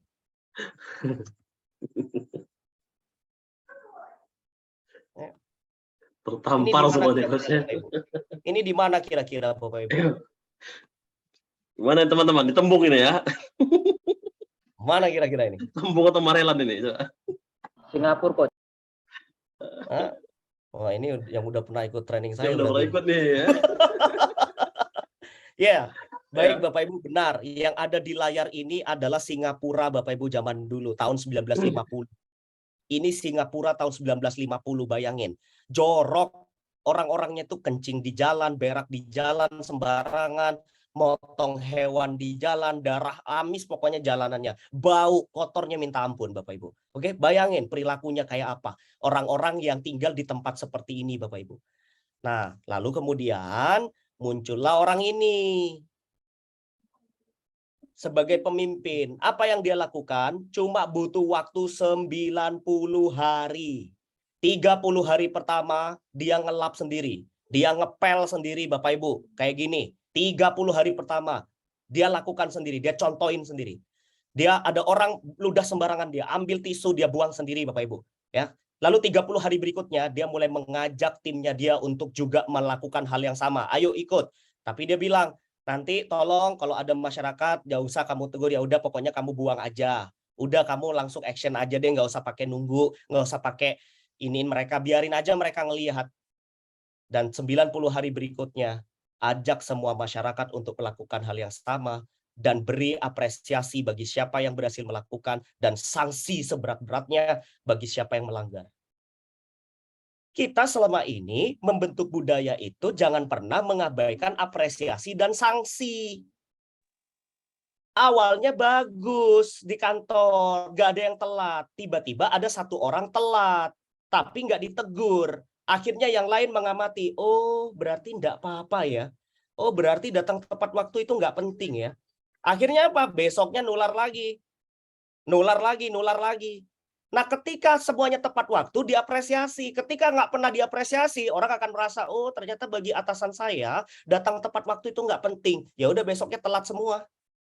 Apresiasi dan sanksi itu harus dijalankan dengan tegas, setegas-tegasnya.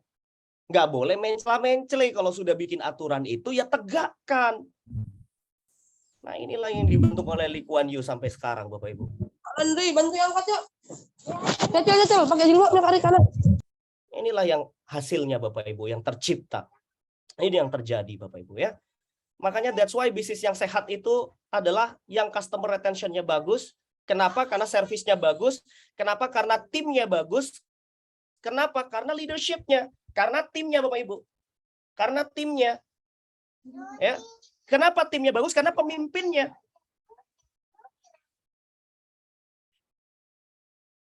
Nah, karena pemimpinnya. Kalau pemimpinnya nggak bisa jadi contoh, teamwork-nya pasti amburadul. Teamwork-nya amburadul, servisnya akan kacau, nggak akan pernah bisa sukses servisnya.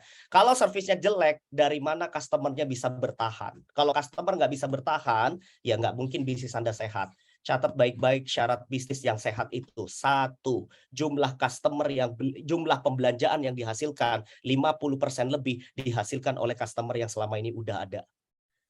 Tapi kalau lebih dari 50% yang beli ke Anda orang baru terus, berarti bisnis Anda belum sehat. Kedua, budget marketing iklan itu adalah maksimal 20% dan 80% dihasilkan oleh organik. Ya. Nah, itu ciri bisnis yang sehat, Bapak Ibu. Ketiga, margin minimalnya adalah 25%. Oke. Keempat, kelima, dan seterusnya nanti di kelas bisnis frameworks. Oke. Tujuan kita bangun kesejahteraan bersama. Kenapa? Pelanggan puas. Kenapa pelanggan puas? Karena external service-nya bagus. Kenapa? External service bagus, internal service-nya antar tim bagus. Karena teamwork engagement-nya solid, karena komitmen timnya tulus. Kenapa tulus? Karena etos kerja, core value, budayanya bagus. Siapa yang ngebentuk? Siapa yang ngajarin? Siapa yang ngedeliver? Siapa yang contohin? Leadernya. So leadership is the core, intinya. Intinya. Maka Bapak Ibu, kita mulai masuk ke sesi penutupan ya. Ada 2 rules leadership ya. Ada 2 aturan besar kepemimpinan. Kalau kita rangkum sederhanakan materi kita hari ini, 2 aturan pemimpin itu. Number 1, it's not about you. Oke, maksudnya apa nih Coach? Maksudnya adalah kalau Anda mau mimpin, jangan cuma mikirin Anda. Gak ada orang yang tertarik, yuk kerja sama saya supaya saya bisa beli mobil baru. Yuk kerja sama saya supaya saya bisa beli rumah baru. Yuk kerja sama saya supaya apa? Supaya kita capai omset sekian. Gak ada yang tertarik Bapak Ibu. Tapi siapa yang tertarik? Yuk kerja sama saya, bantu saya Bapak Ibu. Kenapa? Ada masjid di samping rumah saya yang sekarang butuh bantuan untuk dibangun. Ada anak yatim Bapak Ibu, yatim piatu, yang butuh bantuan kita Bapak Ibu untuk disejahterakan. Siapa yang mau bantu saya Bapak Ibu? Saya pengen membentuk sebuah peradaban, di mana peradaban yang saya bentuk ini Bapak Ibu adalah peradaban orang-orang yang soleh, orang-orang yang berakhlak baik Bapak Ibu. Siapa yang mau bantu saya? Nah, it's not about you. It's not about you. If you talk about you and you lead the team, itu lemah banget. Maka jangan pernah ngomongin soal Anda. Ngomongin soal kemaslahatan. Ya, bermimpilah yang tinggi. Allah itu suka dengan sesuatu yang tinggi ya. Dan yang paling tinggi itu adalah tujuannya apa? Surga Bapak Ibu. Udah selesai. It's not about you. Ajak sebanyak mungkin orang untuk melakukan sesuatu yang lebih besar daripada sekedar mengayakan diri. Yang kedua adalah it's all about you. Maksudnya gimana Coach? Ini tentang Anda. Anda yang harus pertama mencontohkan, Anda yang harus pertama melakukan, Anda yang harus pertama kali untuk menjadi sampelnya. Ini semua tentang Anda. Tim Anda meniru Anda. Tim Anda itu apa kata Anda, bagaimana Anda. So it's all about you. Yang pertama, buatlah tujuan yang it's not about you. Yang kedua adalah contohkan dimulai dari diri Anda sendiri. Karena leader level 5 tadi namanya adalah self-leadership. Orang yang benar-benar sudah bisa melakukan akhlak-akhlak baik dalam hidupnya sendiri untuk dirinya sendiri. Lalu kemudian itu dilihat oleh orang lain dan orang lain get inspired atas apa yang Anda lakukan. Orang itu terinspirasi karena kesolehan Anda, kedermawanan Anda, kesopanan Anda, kesantunan Anda, kepandaian Anda. Dan orang ngikut Anda itu nggak perlu diomongin. Dia ngikut because who you are. Ya. Jadi closing statement dari saya. Bukan soal awalnya. Bukan soal apa yang bisa dicapai. Tapi soal apa yang kita tinggalkan. Kelak akan meninggal dalam kondisi seperti apa kita. Kita tidak peduli terlahir dari siapa, dalam kondisi bagaimana Bapak Ibu. Tapi yang paling terpenting adalah kelak kita meninggal dalam kondisi seperti apa. Dan kalau Anda perhatikan gambar di sini, kalau Anda berada di dalam sini, apa yang Anda tinggalkan? Hilang semua kesenangan dunia Bapak Ibu. Hanya kita dan amalan kita Bapak Ibu. So what legacy do you leave behind? Apa legacy yang Anda tinggalkan di belakang Anda? Maka jadilah pemimpin yang mengubah dunia, bukan sekedar hanya untuk mencari sebuah profit Bapak Ibu. Focus on your core purpose. Fokus on your core purpose Bapak Ibu. Kenapa saya nggak pernah capek Bapak Ibu? Ya, saya tadi habis ngajar seharian Bapak Ibu. Ya, besok saya harus activity lagi. Kemudian keluar kota, terbang ke sana, terbang ke sini. Kenapa? Tujuan saya cuma satu. Saya cuma pengen meninggal dalam kondisi saya mengajar Bapak Ibu. Saya cuma pengen meninggal dalam kondisi saya mendeliver banyak ilmu saya Bapak Ibu. Itu tujuan saya, ya. Dan tahukah Anda, walaupun hadis ini bukan hadis sahih Bapak Ibu, tapi saya suka untuk mengingatkan diri saya sendiri Bapak Ibu. Ternyata malaikat maut itu datang ke kita setiap 21 menit sekali atau 70 kali dalam sehari. Kita cuma bertahan 21 menit aja. 21 menit untuk jadi orang baik, 21 menit untuk stay produktif, untuk stay semangat, untuk mencontohkan yang baik kepada tim kita, untuk menghasilkan dampak positif kepada dunia Bapak Ibu. Terima kasih, live for legacy, enjoy your business. Assalamualaikum warahmatullahi wabarakatuh. Waalaikumsalam warahmatullahi wabarakatuh. Waduh, yuk teman-teman semua angkat tangan kita ya. Coach Tegar.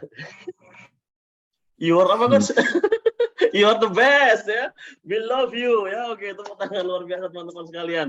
Ini sadis banget ya. Dari mulai bicara tentang komunikasi ya, komunikasi dengan tim, terus kemudian ujung-ujungnya menciptakan sebuah budaya di perusahaan kita dan kembali bahwa semua itu kembali pada kita. Jadi bukan hanya it's not about you, nggak cuma hanya pada kita fokus ke orang lain, tapi semua itu kembali pada kita, teman-teman sekalian. Maka penting leadership ini. Leadership dengan komunikasi ini satu hal yang tidak bisa dipisahkan. Karena tindak tanduk kita, activity kita itu juga sebuah komunikasi yang lebih powerful orang lihat dibandingkan dengan kata-kata, begitu Coach Tegar ya. Nah, jadi wah, Insya Allah luar biasa ya, wah keren. Semua saya lihat nih beberapa wajah-wajahnya pas di Deacon Proses. Ini sebenarnya Deacon Proses ya, Coach ya. Jadi saya melihat tadi berada di liang lahat gitu ya, di atas, waduh, no comment gitu ya teman-teman sekalian. Baik, kawan-kawan sekalian, sekedar menginformasikan, ingatkan lagi teman-teman sekalian, yuk sama-sama kita ambil handphone kita langsung bagi yang belum melakukan follow IG, Instagramnya Quanta, silahkan di follow Instagramnya Quanta, terus kemudian Instagramnya Habibie Suhab, Coach Kodisha, dan yang pastinya Coach Tegar Prajaksa. IG beliau itu Master Transformation. Nah, karena memang beliau itu master dalam hal transformasi diri, transformasi bisnis ya. Oke, itu silakan di follow, dan menariknya sekali beliau ini status di story-nya itu waduh, bukan daging lagi, sum-sum semua kawan-kawan sekalian. Ya, beliau memang dikunci ya, Coach ya. Nah, jadi nanti akan di fallback sama Coach Tegar, insya Allah teman-teman sekalian ya. Oke, baik rekan-rekan sekalian, biar lebih semangat lagi, kita akan melakukan tanya jawab. Namun sebelum itu, tadi wajahnya masih fresh, sekarang saya perhatikan setelah materi lebih fresh lagi. Jadi kita foto bareng lagi teman-teman sekalian ya. Boleh ya teman-teman sekalian. Oke, mungkin Coach Tegar sudah bisa meng-close-kan sekian. Oke. Yuk kita Puput Rojaan. Oh ini kan Rojaan. Iya.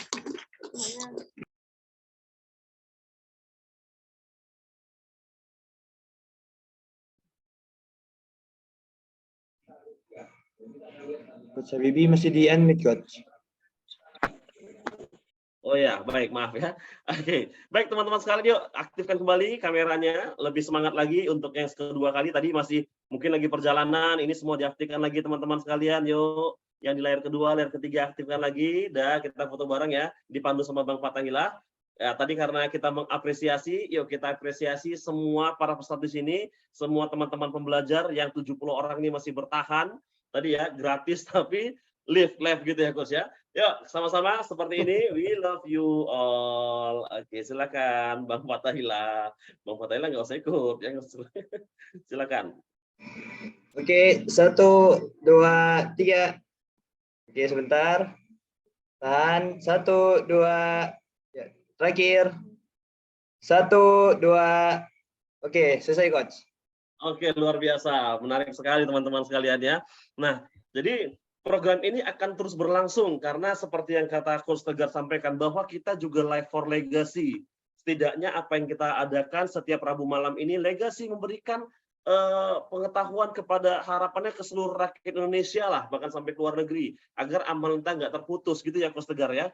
Harapannya kita ini bisa berbagi terus menerus, ya tujuannya tanpa bukan ya it's all about you gitu ya, it's not about us gitu, bukan pada kita saja tapi berbagi pada yang lain, oke? Dan mengingatkan juga bahwa kita nanti akan mengadakan sebuah kelas spektakuler, ya, kelas self talk pengubah nasib. Wah, jadi dari kemarin disampaikan bahwa banyak sekali yang bertanya gimana sih cara self talk yang benar agar benar-benar bisa mengubah perilaku saya, mengubah pola pikir saya. Ini berhubungan banget dengan materi dasar dari NLP ya. Karena NLP itu berhubungan dengan kata-kata. Dengan kita mengubah kata-kata, maka kita bisa mengubah dunia kita. Oke, langsung saja saya berikan kesempatan pada teman-teman 3 orang penanya untuk bertanya kepada pembicara kita yang dahsyat, super sekali. Oke, Coach Tegar Prajaksa. Oke, bagi teman-teman yang bertanya silakan acungkan, angkat tangannya, raise hand. Oke, nah ada juga pertanyaan tadi di kolom chat, tapi sebelum di kolom chat saya mau silakan seorang leader itu berani untuk memberikan pendapat, termasuk bertanya gitu ya. Oke, silakan Bang Rizal dulu ya. Oke, Bang Rizal Petrodola. Wah, ngeri kali ini ya. Ini teman-teman tim-tim dari Harits Habibie Shop semua seperti ini ya. Monggo silakan Bang Rizal, langsung aja. Diturunkan setelah diangkat, diturunkan tangannya Bang. Nanti sampai Bang, pegel kok diangkat terus Bang. Oke. Silakan Bang Rizal. Ya deh. Oke, baik Coach.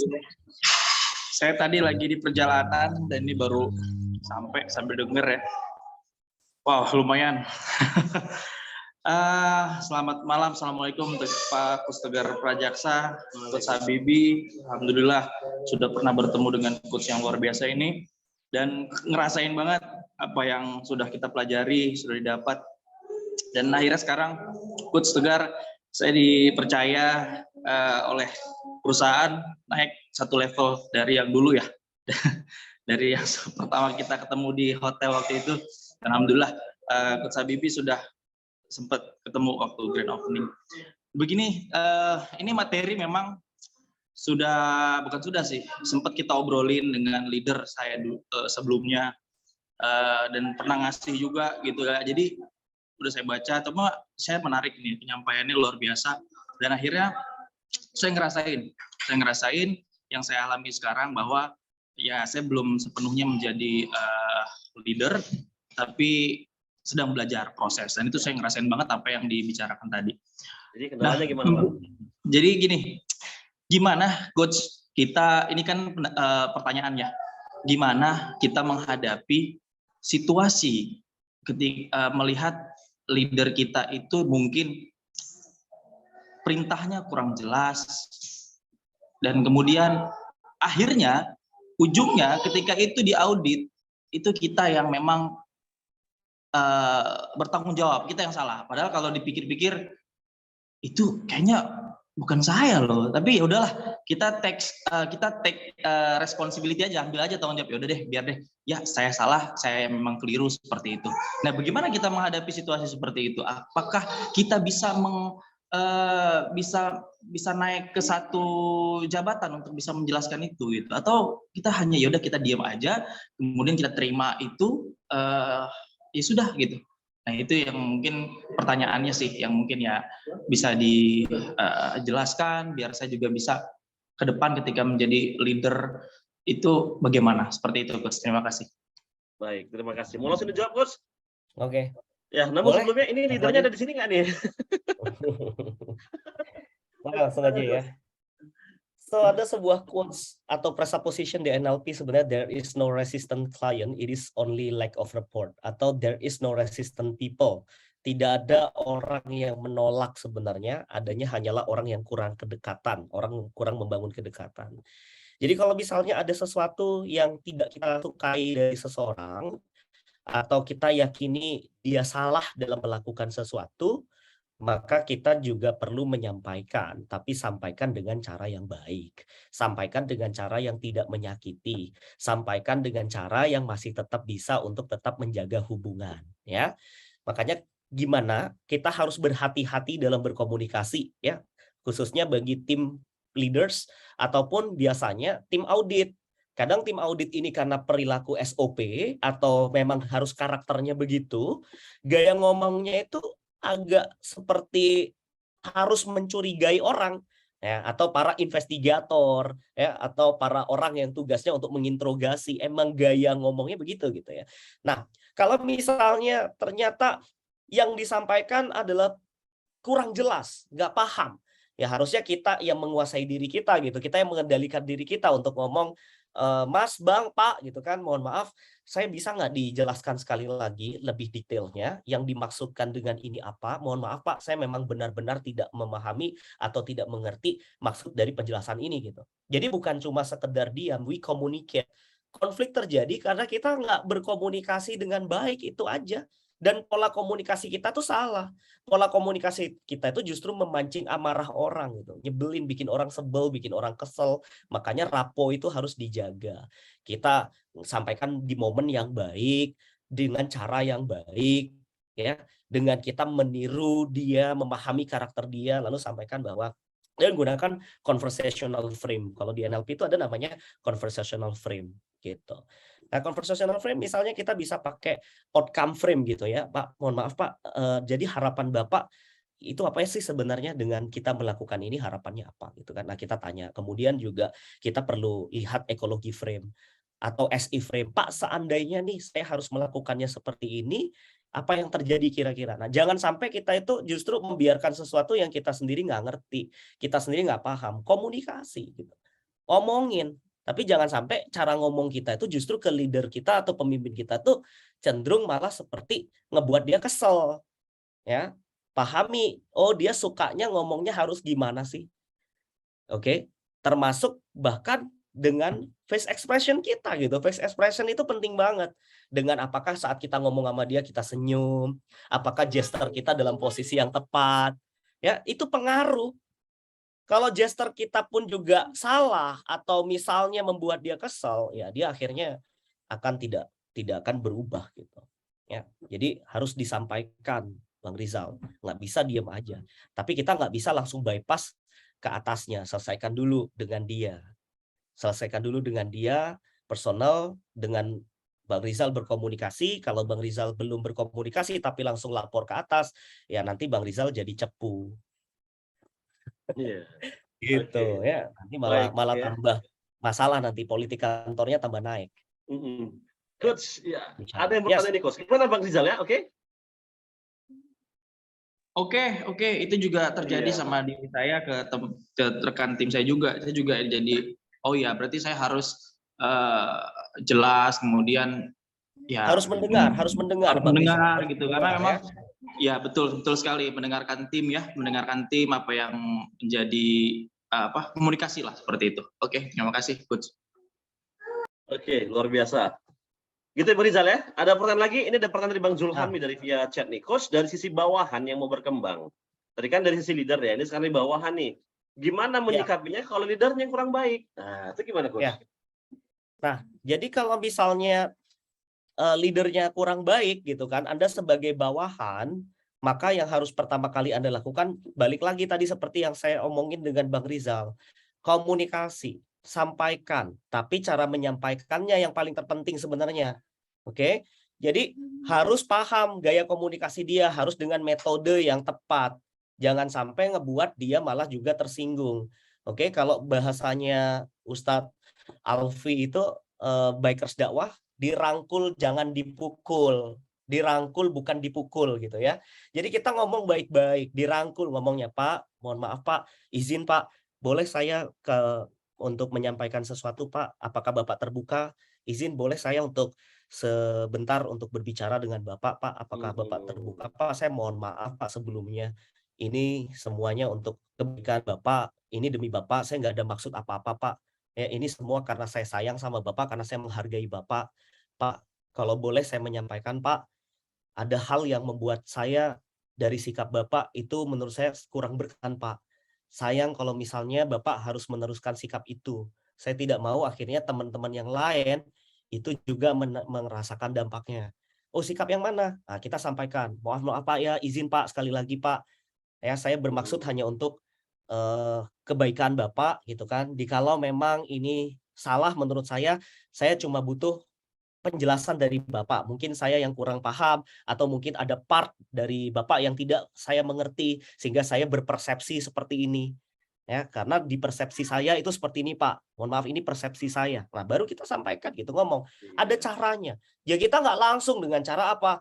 Nyindir di status, yes. Ngomong ke temen, cek. Kemudian langsung ngomong ke dia dengan cara yang nggak benar. Nah, jangan begitu caranya. Ya, dirangkul jangan dipukul. Oke.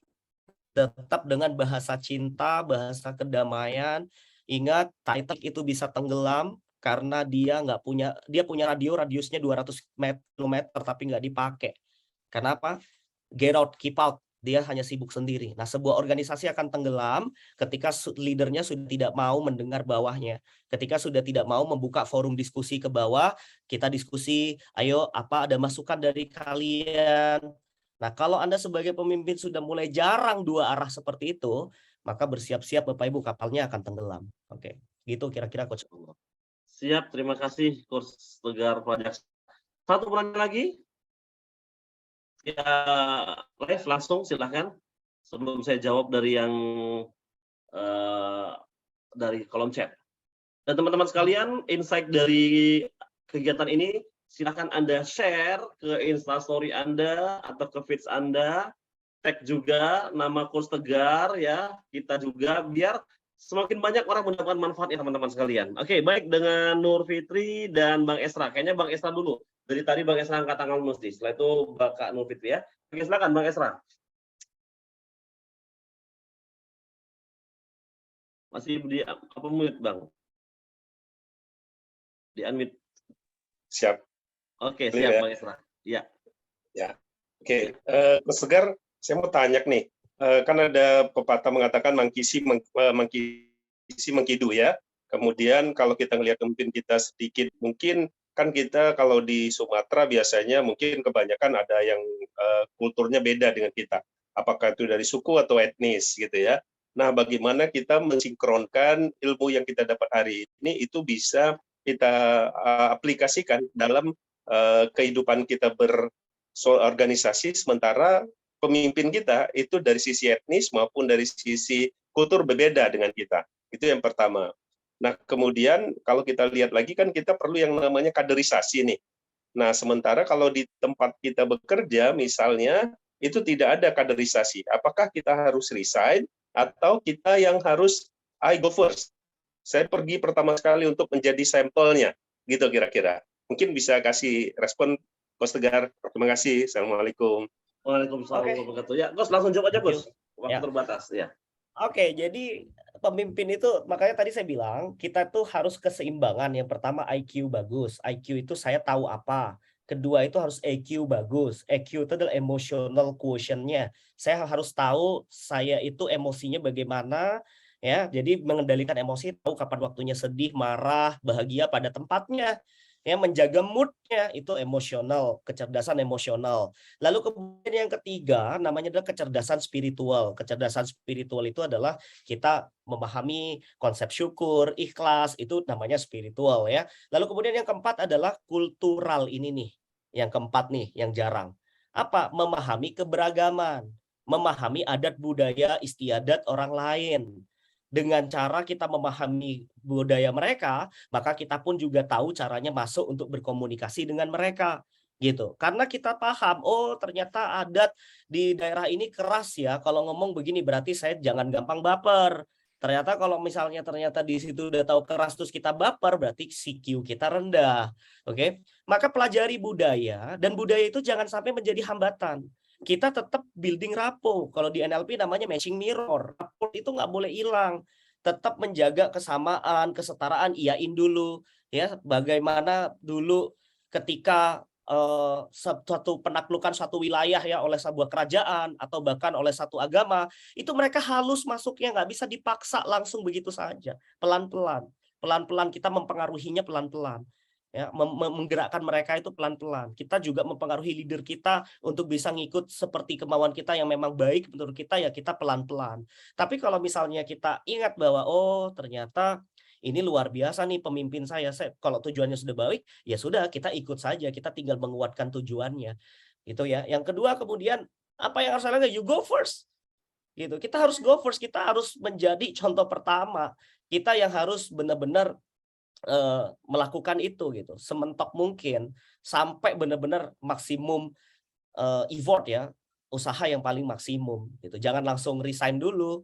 Kalau memang nggak ada kaderisasi, nggak ada jenjang karir, ya udah you go first gitu. Buat dan jelaskan juga kepada pemimpin Anda apa pentingnya kaderisasi. Jelasinlah, sharing tentang materi malam ini, Pak. Oh gini loh, Pak, sebuah organisasi yang sehat itu harus meninggalkan legacy, dan kita nggak bisa sendiri. Legacy itu harus benar-benar kaderisasi. Kita harus duplikasi. Karena definisi pemimpin yang baik adalah leaders create leaders. Pemimpin itu menghasilkan pemimpin. Makanya kalau saya punya prinsip itu, awalnya saya guru, dia murid, and then kemudian kita jadi partner bareng, ya. Lalu kemudian saya akan jadi murid, saya akan izinkan dia jadi guru saya akan belajar sama dia. Kenapa? Karena saya percaya dia bisa mengembangkan lagi dari apa yang saya ajari. Saya izinkan diri saya jadi murid, sehingga kita bisa berpartner bareng, sekarang levelnya sama. Nah, itu dikatakan kita guru yang hebat. Guru yang hebat yang menghasilkan guru lagi. Pemimpin hebat menghasilkan pemimpin lagi. Kalau nggak ada kaderisasi, apanya yang membuat Anda jadi leader? Leader hebat itu ya justru semakin banyak leader di bawahnya. Leader yang memimpin leader, bukan leader yang memimpin pengikut. Oke, itu leader bagus. Oke, leader jelek itu adalah leader yang nggak punya pengikut. Karena dia bukan leader. Tapi kalau leader yang bagus itu leader yang memimpin pengikut. Tapi leader yang hebat adalah leader yang memimpin leader. Gitu kira-kira. Oke. Begitu ya, Bang Ezra ya, luar biasa. Satu pertanyaan terakhir ya, dari siapa tadi yang naik, siapa tadi ya? Nur Fitri ya, kalau nggak salah. Ya, ya. Lagi tadi. Ya, monggo silakan Mbak Nur Fitri Atmasari. Dan saya ingatkan lagi kepada teman-teman sekalian, mohon untuk mengisi absensi ya, daftar hadir ada di kolom chat.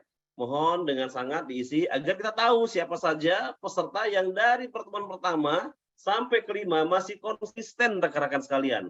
Itu kita mau ngasih something spesial, mau kita appreciate gitu ya Coach ya. Jadi mohon bagi teman-teman sekalian yang nanti kalau misalnya yang 5 berturut-turut, nanti yang 4 berturut-turut, yang 3 berturut-turut seperti itu. Dan dengan ada database ini kita akan juga menginformasikan aktivitas-aktivitas kita kepada teman-teman sekalian. Jadi mohon untuk segera diisi absennya. Oke, silakan kepada terakhir Mbak Nur Fitri. Oke, terima kasih Coach. Langsung aja ya Coach ya. Gimana sih caranya? Tadi kan dikatakan bahwa seorang leader yang berhasil itu ketika ia mampu mencetak the next leader-nya dari timnya. Nah, saya udah coba nih ngebonding salah satu tim saya untuk menjadi the next leader gitu. Tapi ada penolakan gitu Coach. Gimana sih tips caranya supaya ketika kita menuju salah satu bawahan kita untuk ayo dong naik, jangan mau di posisi sekarang untuk menjadi the next leader selanjutnya. Itu gimana sih Coach cara ngebondingnya gitu supaya dapat nih feel-nya kayak gitu Coach. Terima kasih Coach. Ya, banyak kasus juga Coach. Silakan Coach. Banyak kasus seperti ini. Oke, thank you ya. Mereka Terima menolak, kasih. ya kan? Mereka yang menolak ya. Ya, jadi artinya orang-orang yang menolak perubahan itu adalah orang-orang yang masih terjebak dalam limiting belief-nya dia gitu. Nah, makanya tugas seorang pemimpin itu harus bisa menghancurkan limiting belief bagi seseorang. Tadi ingat ya, leader itu tugasnya 2, memampukan dan memaukan. Oke. Nah, kalau misalnya dia nggak mau, nggak mungkin mampu. Kemauannya dulu yang didorong. Nah, kalau kemauannya nggak ada, dia sendiri nggak mau untuk jadi pemimpin, ya repot gitu. Kenapa? Biasanya dia satu masih hopeless, dia nggak punya impian, nggak kebayang. Dia merasa bahwa kayaknya gue nggak mungkin deh bisa, hilang harapannya. Kedua, dia merasa belajar itu percuma, nggak ada gunanya, sia-sia. Gue nggak bakat jadi pemimpin. Dan yang ketiga, dia merasa dirinya nggak berharga. Makanya kenapa tugas seorang pemimpin, ayo diapresiasi, didorong. Sampaikan. Misalnya saya akan ngomong ke Mbak Nur Fitri, yuk jadi pemimpin yuk. Kenapa? Saya percaya sama kamu. Kamu tuh punya kemampuan. Kamu tuh bisa. Lalu coba kita flashback lagi apa yang sudah pernah dia lakukan. Kamu tuh lo closing pinter, komunikasinya juga bagus. Ini saatnya kamu berdampak lebih luas lagi. Kita ingatkan lagi dia kepada kematian. Bapak Ibu, kalau saya ngajarin murid itu serem loh ya. Saya ngajarin murid saya itu tuh ingat mati terus. Kenapa? Karena saya percaya orang yang paling cerdas itu adalah orang yang selalu ingat kematian. Kalau orang udah ingat mati, 5 menit lagi mau mati, sejam lagi mau mati, besok mau mati, totalitas dia, nggak akan turun semangatnya. Jadi multivitamin saya itu, saya nggak minum Farmaton. Kalau Anda mau tanya dari tadi, kalau saya public speaking itu mau jam berapapun, jam 12 malam, jam 1 malam pun jadi. Multivitaminnya apa? Saya cuma ingat 5 menit lagi saya bisa mati, udah itu aja. Dan saya nggak mau mati terakhir saya itu bukan jadi apa-apa gitu. Nggak jadi orang. Masa mati dalam kondisi lemah, menyerah, malas-malasan. Nah, diingatkan akan kematian. Itu cara paling mudah motivasi seseorang. Ya, kita nggak ngerti. Ya, 5 menit lagi kita bisa mati. Ayo, iakan dulu, niatkan dulu. Dan niat itu sekedar berniat aja, itu sudah sesuatu yang luar biasa. Oke, dorong mereka, apresiasi mereka, puji mereka. Makanya kita ingat-ingat lagi apa kehebatan mereka, ya kita angkat, jangan dijatuhkan. Kalau kita udah jatuhkan itu menurunkan kepercayaan diri dia, maka kemauannya nggak akan naik. Gitu Mbak Nur Fitri ya. Oke. Baik teman-teman sekalian, luar biasa ya. Pertanyaannya juga masih banyak lagi, namun sayang sekali waktu. Atau mau kita lanjutkan lagi, gimana? Kalau misalnya ada pertanyaan nih, satu pertanyaan dari Bang Ananda, ini jawabannya sama ya, karena ada limiting belief. Maka perlu disemangatin gitu. Oke, dan kemudian gimana dengan leader terkesan otoriter, bagaimana leader tidak otoriter, apa solusinya? Tadi seperti juga jawabannya sudah terjawab ya, bahwa kembali ke kita dulu, kemudian ngomong baik-baik, ada hal-hal yang disukai dari perilaku dia ya, seperti itu ya Coach ya. Oke, Baik teman-teman sekalian, terima kasih, syukron, jazakallahu khairan katsiran pada Coach Tegar Prajaksa yang telah memberikan kita berbagai macam ilmu yang bermanfaat, mulai dari komunikasi, leadership, budaya perusahaan, sampai bahas tentang limiting belief lagi. Jazakumullah khairan juga kepada para peserta semua di sini yang sampai 1 jam lebih masih stay mendengarkan dan memperhatikan kegiatan kita. Oke? Terima kasih saya ucapkan semuanya. Kalian luar biasa, para penuntut ilmu. We love you all, oke. Nah, dan saya ingatkan lagi kepada teman-teman untuk mengisi daftar hadirnya rekan-rekan sekalian ya. Oke. Baik, terima kasih Coach Tegar. Terima kasih teman-teman sekalian semuanya. Kita berpisah ya, yang mau mengucapkan terima kasih, appreciate kepada pemateri kita kali ini. Nanti kita bisa coba undang lagi beliau ya kan, dengan materi-materi lebih dahsyat lagi. Yang daerah Medan yang bertemu nanti tanggal 20, 21, 22 beliau ke Medan. Kita ada kelas juga BFB khusus bisnis ya, mulai dari membuat core purpose, menentukan target pasar, dan hingga membentuk sistem bisnis sehingga bisnis tersistemasi. Itu ada, beliau akan buat kelasnya di tanggal 20, 21, 22 September nanti di Kota Medan ya. Gitu dia kawan-kawan sekalian. Jadi bisa ngopi-ngopi, bisa ngobrol, ajak ketemu. Beliau orangnya welcome banget ya. Tinggal hubungi aja, kontak aja di WA, di Instagram beliau. Inbox aja langsung, DM aja. Beliau kalau lagi kosong fast respon banget ya, karena beliau itu sudah mendedikasikan hidupnya untuk umat ya. Terima kasih Coach Tegar, terima kasih teman-teman sekalian yang mau live juga sudah diperbolehkan, hatur nuhun ya. Oke. Terima kasih semuanya. Oke.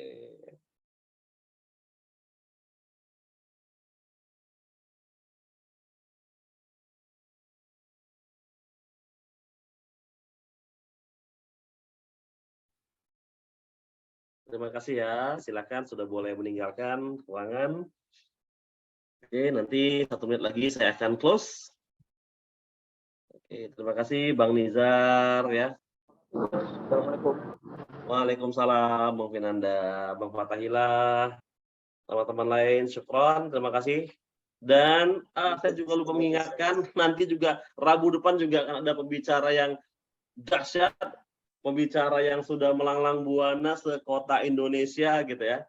Nah, akan memberikan materi lagi buat kita. Jadi pastikan stay tune setiap Rabu malam. Oke, kita terus berada di kelas Wanta free webinar. Oke. Nanti kita akan WA teman-teman sekalian seperti apa materi berikutnya. Ya, ini yang akan kita lakukan di Rabu nanti ya. Beliau adalah Coach Ari Budi Tomo, founder Aedes Consulting, Executive Director Santo Yahya, Public Speaking, dan seorang pitching coach. Nah, dan kali ini kuota terbatas teman-teman sekalian. Jadi pastikan nanti hadir ya. Oke. Nah, ini Rabu depan. Jadi kita akan menghadirkan pembicara-pembicara yang hebat, kawan-kawan sekalian. Oke, demikian. Terima kasih.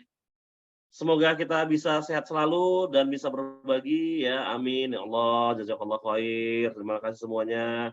Selamat malam. Assalamualaikum warahmatullahi wabarakatuh. Dan saya tutup kelas ini. Waalaikumsalam warahmatullahi wabarakatuh. Wabarakatuh.